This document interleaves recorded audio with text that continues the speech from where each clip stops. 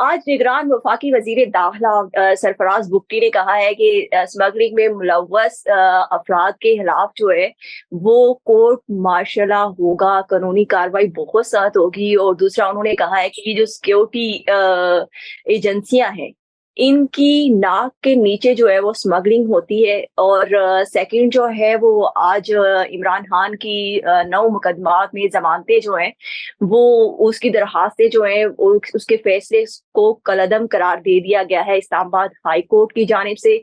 और तीसरा और बड़ी अहम डेवलपमेंट जो आज हुई है कि चेयरमैन नादरा जो है वो तैनात किया गया है एक लेफ्टिनेंट जनरल मुनीर अफसर को, और जो इस वक्त जीएचक्यू में तैनात है।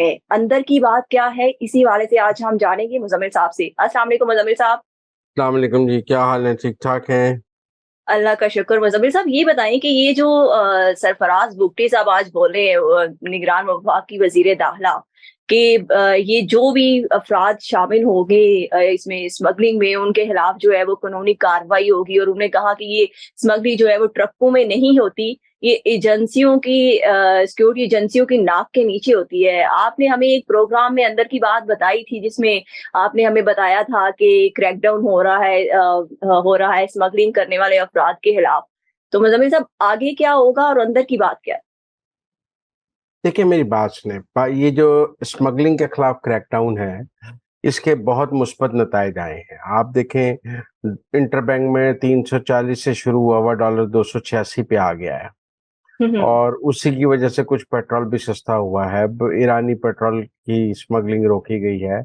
आर्मी चीफ ने कहा कि जो करेगा मैं उसे छोड़ूंगा नहीं। अब हम्म। सूरत हाल ये है कि इस वक्त तो स्मगलिंग रुक गई है, हुंडी का हम्म। काम रुक गया है, डॉलर की वो सारा कुछ रुक गया है, जिसके पाकिस्तान की मईशत पर मुस्बत नताइज आए। लेकिन सवाल ये है कि ये काम पिछले 10 साल से अगर हो रहा था तो कौन इसका जिम्मेदार था? ये हम्म। क्यों कहा जाता था कि जो कोर कमांडर कोयटा लग जाता है वो उसकी तो वारे न्यारे हो जाते हैं? उसके तो दो हम्म। सरहदें मिल जाती हैं, एक तरफ अफगानिस्तान की सरहद, एक तरफ ईरान की सरहद, दोनों तरफ से स्मगलिंग।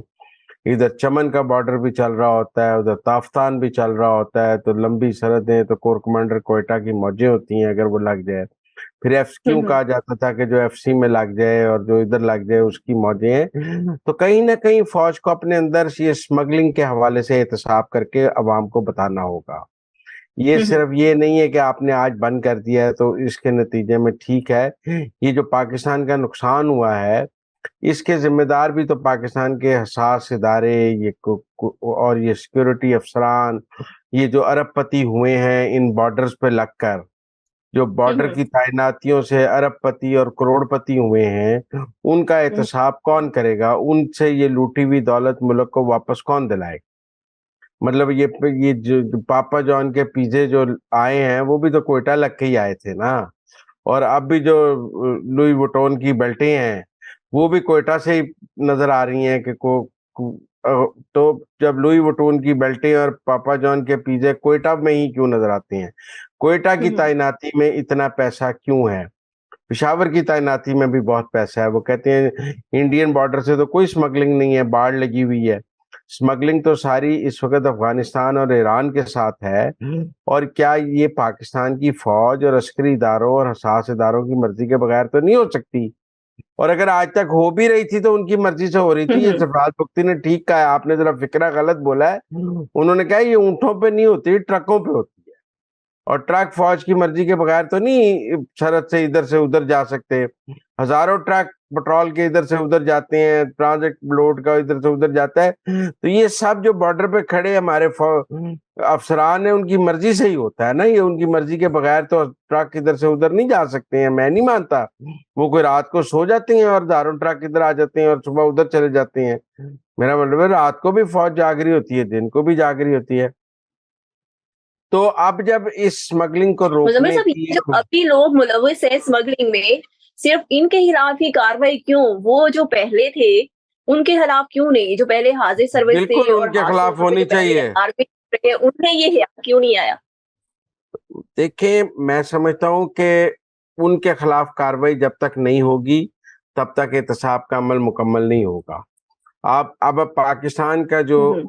एस्टेब्लिशमेंट है, फौज है, وہ یہ نہیں کہہ سکتی کہ جی آپ ہمارے جو ماضی کے افسران ہیں ان کے احتساب کے بارے میں بات نہ کریں، انہوں نے ملک کو لوٹا ہے تو اس کے بارے میں بھی بات نہ کریں، ان کے غلط فیصلوں کے بارے میں بھی بات نہ کریں، ان کی اسمگلنگ کے بارے میں بھی بات نہ کریں، ان کی اور دیگر چیزوں کے بارے میں بھی بات نہ کریں۔ بھی کیوں نہ کریں؟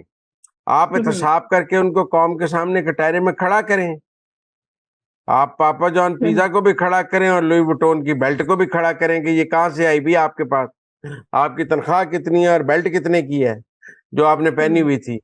تو اس لیے میں سمجھتا ہوں کہ یہ آج جو سرفراز بگٹی صاحب نے بات کی ہے، کر تو نادانی میں دی ہے، انہیں اس کی ڈانٹ پڑے گی ان کو دوسری طرف سے، لیکن بات ٹھیک ہے۔ اور عاصم منیر صاحب کو اگر جب تک وہ اپنی منجی تھلے ڈانگ نہیں پھیریں گے، وہ اپنے ادارے کا احتساب صرف 9 مئی کا نہیں ہے کہ وہ کہیں جی کہ 9 مئی میں جو افسران ملوث تھے میں نے کور کمانڈر نکال دیا ہے، میں نے بریگیڈیئر نکال دیے ہیں، میں نے میجر جنرل نکال دیے ہیں۔ بھئی وہ آپ نے نکالنے ہیں ٹھیک ہے، یہ جو اسمگلنگ میں اور یہ جو غیر قانونی دھندوں میں ملوث ہیں انہیں کون نکالے گا؟ اور یہ جو ماضی میں جو لوٹ مار کر کے نکل گئے ہیں ان سے پیسے کون لے کے آئے گا؟ آپ ان کو ہاتھوں میں لگانے نہیں دیتے، ان کے بارے میں بات کرنے نہیں دیتے، اور اوپر سے آپ جو ہے خود بھی اگر ان کا احتساب نہ کریں تو یہ کیسے ہو سکتا ہے؟ میں سمجھتا ہوں جتنے لوگ کوئٹہ پشاور لگے رہے ہیں سرحدوں پر، سب کا فنانشیل آڈٹ ہونا چاہیے، فوج کو کرنا چاہیے، جس نے مال بنایا اس سے واپس لینا چاہیے تاکہ آئندہ کسی کو ضرورت نہ ہو سکے۔